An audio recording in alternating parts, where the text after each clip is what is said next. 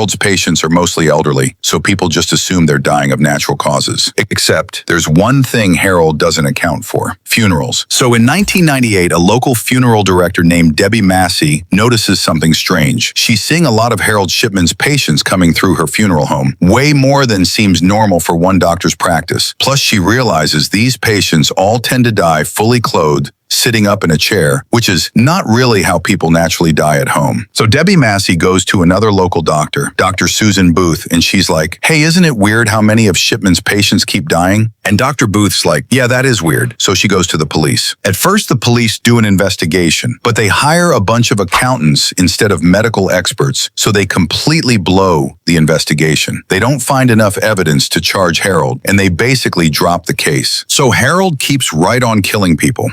But then Harold makes a huge mistake. He kills a woman named Kathleen Grundy. She's 81, she's well known in the town, used to be the mayor, and she's pretty healthy for her age. Kathleen's daughter Angela is a lawyer, and after her mom dies, Angela finds out her mother's will has been changed.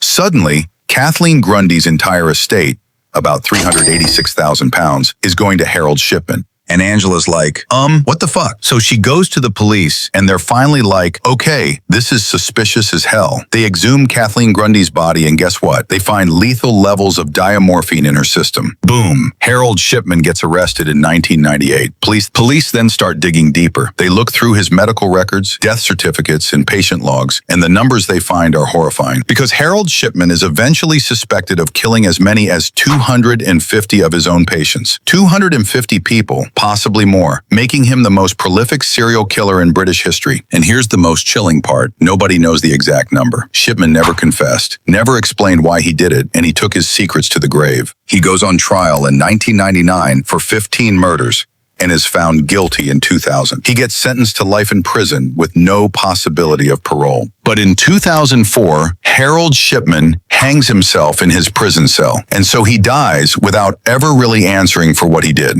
And that's the story of Harold Shipman, the doctor who should have saved lives, but secretly became one of the world's worst serial killers.